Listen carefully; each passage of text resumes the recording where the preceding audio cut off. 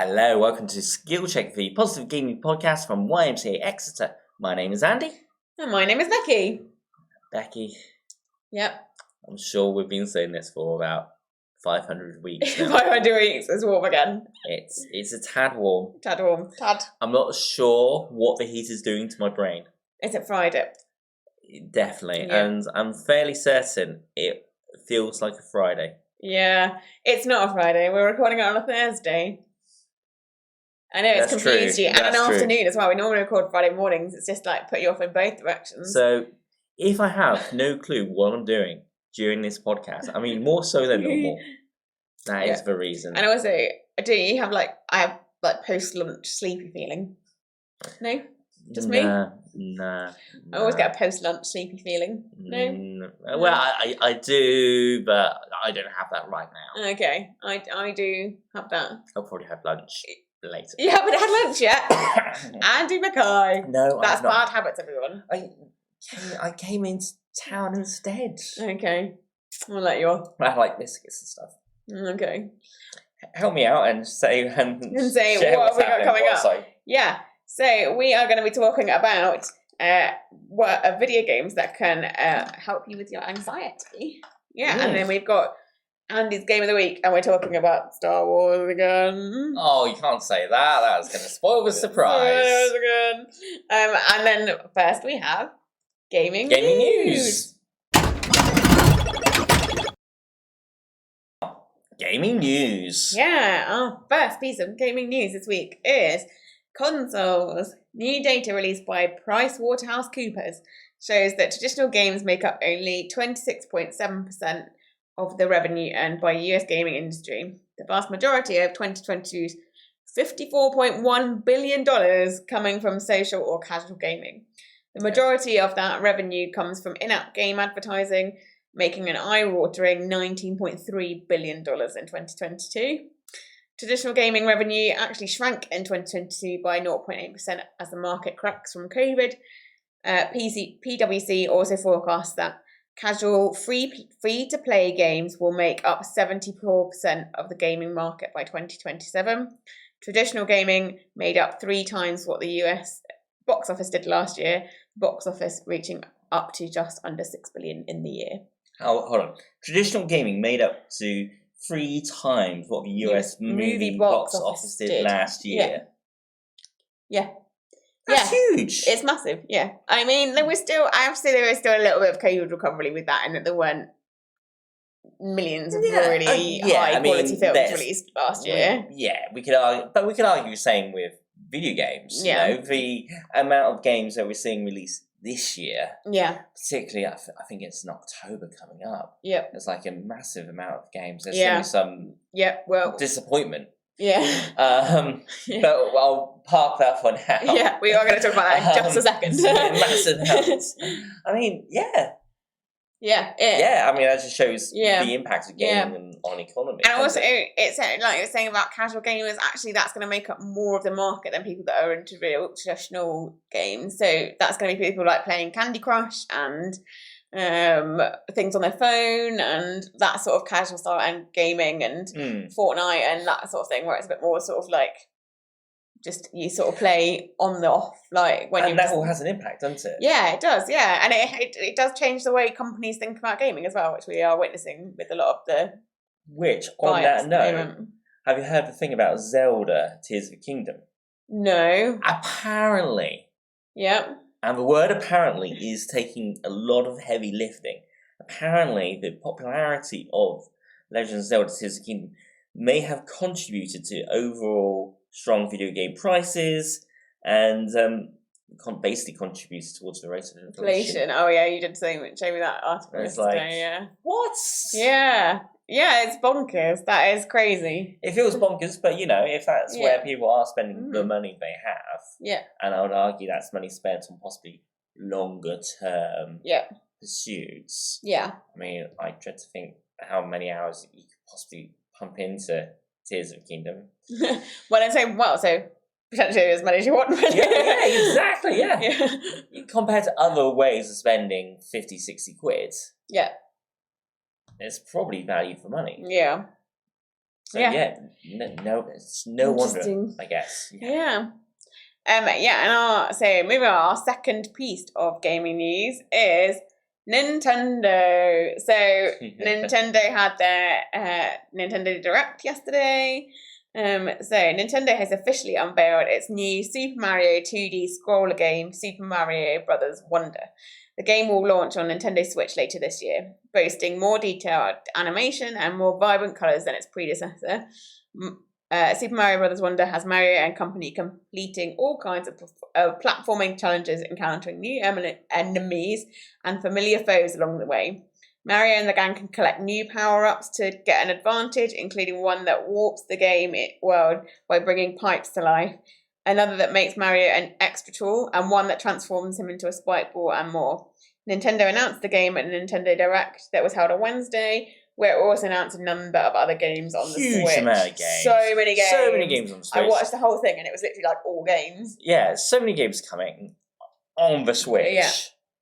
Yeah. On the console that we're all expecting to go away and die any moment yet. Yeah. Still releasing top tier games for it. There's a new Sonic game coming There's out. a new Sonic game. There is. Yeah. I literally wrote a list. Mario games. Yeah, many Mario. And then there was quite a few remastered ones as well. So they remastered a few different games as well, including a couple of Mario games. There's Is it Pimkin or Pipkin? Pipkin, yeah. Pipkin 4. I don't know that. It looks good. I think to be honest, they look like little radishes. And you go and pick them up out of the ground, and like they follow you around because you've rescued them, and then you can do stuff with them, which looks really cute. I think it looks cute. I think I downloaded it on my phone once. Yeah, it looks like a cute game, but it's apparently quite a big launch this year. So, you have to look out for that one as well. There were so many games in that thing yesterday. I literally wrote a list of them all, and there were probably about 20 to 30 new games, or games that have been digitally remastered for the Switch. And when you include games that have been announced for Xbox and PlayStation as well. Yeah. So many. It's a busy gaming year. Yes. Yeah, Nintendo wanted to keep up with them, I think. Ooh, Pikmin Blue. I don't know what it's called. It looks amazing. Nah, I mean, it's a different thing, but it's part of the same. Yeah. Yeah. Interesting. It is. I mean, it's going to be a very busy year for gaming. If you've got any of your favourites, let us know. We're happy to have a discussion around what people's favourite games are, always. Always. New games as well. Particularly, we love to hear about how you're getting on with your new games. Yeah. Our third and final piece of gaming news is Microsoft price increases. Microsoft is set to raise the price on its Xbox Game Pass. The price will rise from the 6th of July 2023, and it will see price rises for users of Xbox Ultimate Pass in the UK rise from $10.99 a month to $12.99 a month. And it also noted that the more basic rate will increase by £1 for the new subscribers. People that are already subscribed won't see their price rise till August. That is the first time. This is the first time the price has increased since Microsoft launched its Game Pass in 2017. The head of communications for Xbox said, "We've held our prices for consoles for many years and have adjusted prices to reflect the competitive conditions in each market. There will also be a rise in the price of the console. Xbox Series and X will now cost you £479.99, which is up from £449.99. It's about 30 quid more expensive." I mean, it's sad. Yeah, it is sad. Is it? But I feel like it's surprising? Inevitable. Yeah. When you haven't raised your prices since 2017. Yeah. Yeah. And Game Pass is still a good way of accessing lots of games. Yeah. Admittedly for a monthly fee, but you still get access to lots of games. Yeah. And the console's going up. Yeah, I mean, we're arguing that we're coming to the end of having new consoles anyway, so... Yeah. And let's face it, if you can find 450 quid for a new console, extra 30 quid... Yeah.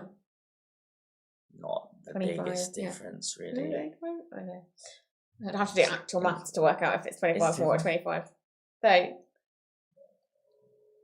30. 35. Is that right? I don't know. Probably best not to We're focus on it both too much. terrible at maths. None of us are very good at maths. We're both quite hot. We're not really thinking.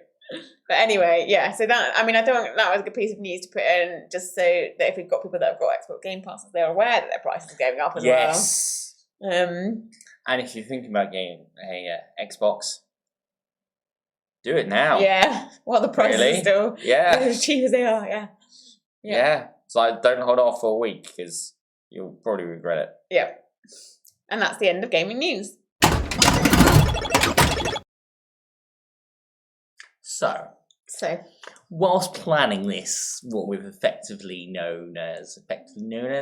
affectionately called The middle bit. the middle bit. The middle bit, because we don't really have another title for it. Yeah, we've not come up with anything better. Yeah. Considering, we bought it for a day and all. Yeah. I decided to jump on Google. Okay. Because, I'm old enough to research things using Google. Just type things in and see what comes up, right? That's how you use Google? Just type random words and, That's how I'm going to do my work today. It's just type random things into Google and hope that it comes up with the answers. That is, I'm not above doing that. That's generally known as me having a really bad day. Okay. And when I start doing that, I should probably take a break and either go do something else or maybe book some holiday in. That sort of stuff. Yeah. But that's a different type of self-care. Okay. But in regards to this, I typed in video games and well-being. Okay. Kind of gave me some stuff, didn't really see much there, so I then Googled gaming mental health. Okay. And again, not a lot there. Mm-hmm. I was kind of scrolling down, and it gave me this thing that Google does where it says what other people search for. Yep. And other people have searched for video games. What is it? Video games for anxiety. Yep. Not interesting. other words, not video game anxiety or anything like that, but video games for anxiety. Yeah. So Google has obviously picked up on there being enough people searching for video games to help with anxiety. Yeah. Interesting. Now, as I'm scrolling through that list, I was like, oh, hang on.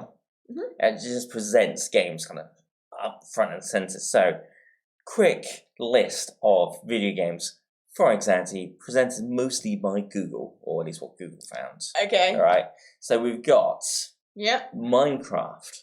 Nice. Very chilled. Lots of building. Yeah, the creative mode. Yeah. Can I just say that... not the zombie running around flaming fire. Can I just say that Minecraft caused me not to be peaceful because I can't really control it and I end up just digging into the ground. To be perfectly honest, I haven't got a clue what I'm doing in Minecraft. No. I mean, I like to think if you know what you're doing, I feel like it is probably a bit more calming than doing it with people like us where we don't really know what we're doing. So I've seen it be played. My daughter quite enjoys playing it. Okay. And actually watching her play it, I get it. Yeah. But again, don't want to be attacked by zombies and other monsters. When we tried to learn to play it during lockdown, and our lovely colleague Martha just came back to me and went, I just dug a hole in the ground and I couldn't get out the hole. I just got stuck in a hole. and that was the whole story, was that she was like, I just got stuck in a hole, and that was it. That was the only thing I could do. I was like, okay, Minecraft really wasn't for us. I feel there's an episode of Skill Check called Martha Plays Games that is out there needing to be played. She is on maternity leave for a long time. Martha. We do miss you. Come back soon. Yeah. We've got a great idea. Yeah. And it's okay for Martha to watch this one. Yeah. Also, moving on before I get myself into a world of trouble. Yeah.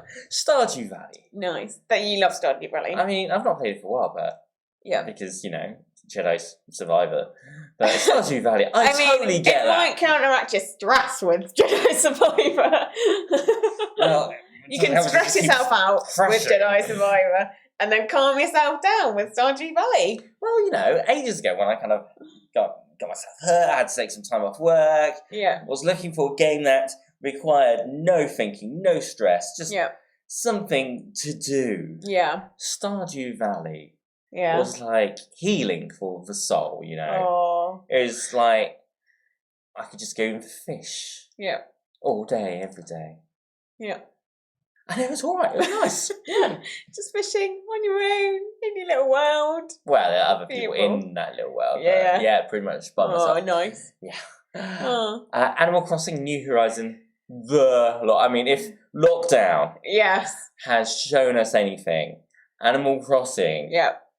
helped probably nations Nations, of yeah. people Yeah. with anxiety in the face of everything being locked down. I have played a lot of Animal Crossing. I haven't played so much recently, but I have played a fair amount of Animal Crossing, and I enjoy it because it is so chilled. And like, you're just running around your little island, and you're doing your fishing, you're going for a swim, you're going and like doing some exercise, or you're going shopping. It's ridiculously similar to Stardew Valley, isn't it? Yeah. You just have your own little space in the world where it's safe and it's calm. And you just get on with it. Yeah, it's a beautiful little thing. Side note, there are monsters in Stardew Valley, but you don't actually really have to go down there if you don't want to. Not really. There aren't any monsters in Animal Crossing. Animal Crossing's just nice. It's cute. Yeah. Yeah, it's fun. Well, I love Animal Crossing. And strangely, I say strangely, Yep. I didn't expect to see it. Yep. The Sims. Oh, I love The Sims. The Sims. You know that I am a die-hard Sims fan.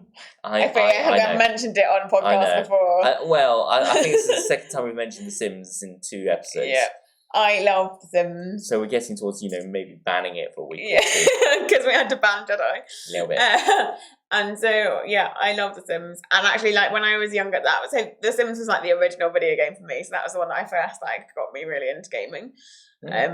And like, we played the original Sims, and you just love it because it just completely zones you out and gives you control of things. I think sometimes that gives you that can reduce your anxiety when you feel like you're out of control in the world. Actually, having control of a sim in The Sims actually could rein in your anxiety a bit, because you suddenly have control of everything they do, even down to going to the toilet or washing their faces So yeah, I appreciate The Sims as an anti-anxiety thing, and the world that it creates is just beautiful for me. I love The Sims. I think I could manage to find a website that Google kind of blatantly scraped all this off, and they included Journey that we've mentioned before, and Town Scraper. I think that's how you pronounce it. Okay. Which basically, imagine building a town out of blocks, Nice.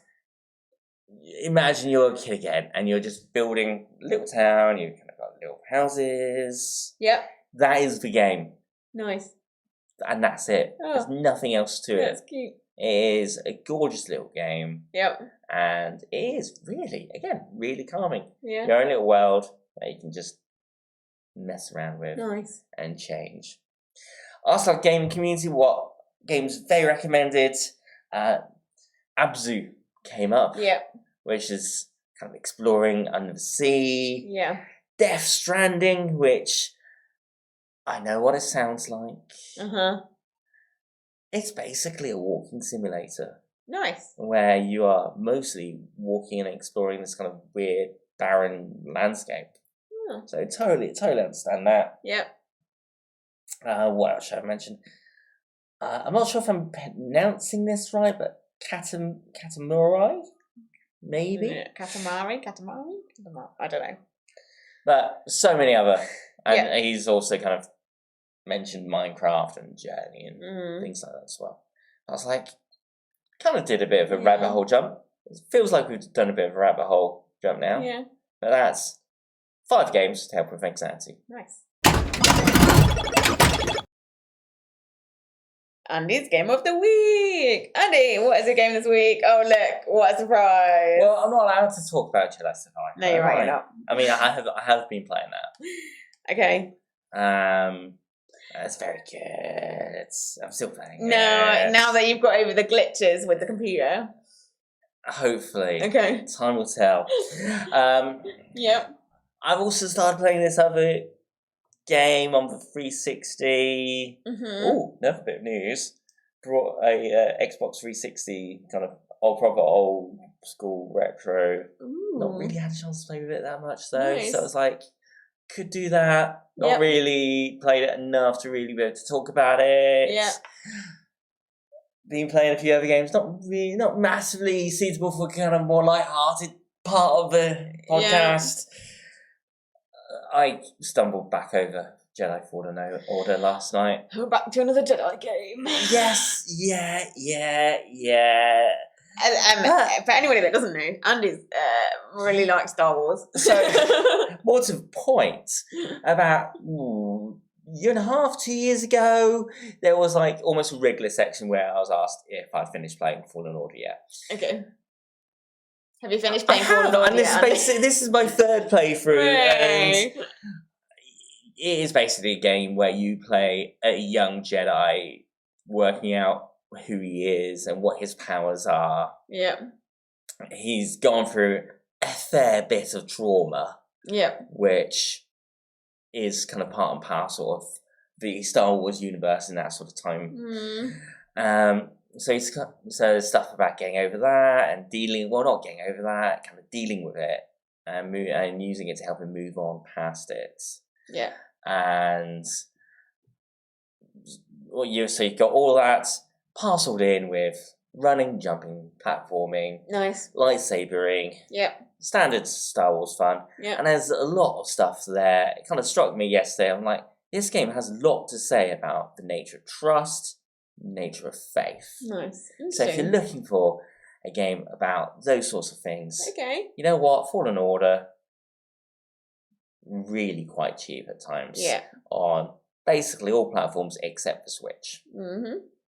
So check it out if you so haven't pretty. Already.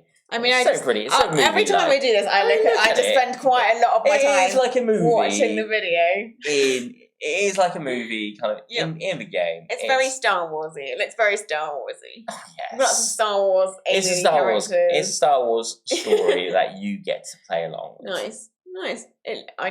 Every time we do this, I always just spend quite a lot of my time. It's like your eyes kind of go. Yeah, I'm not really looking at it. I'm just It's looking at the video because.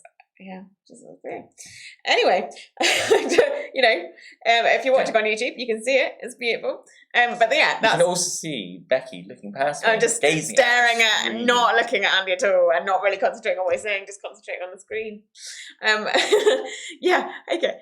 That is all we've got time for in our podcast this week. You can follow us on all social medias at YMCA Exeter and at YMCA Exeter Games. You can find us on YouTube and Instagram. And on Facebook at YMCA Exeter. And yeah, if you are watching on YouTube, please do subscribe or like or comment or tell us what your favourite game is. And we will see you next week. Take care now.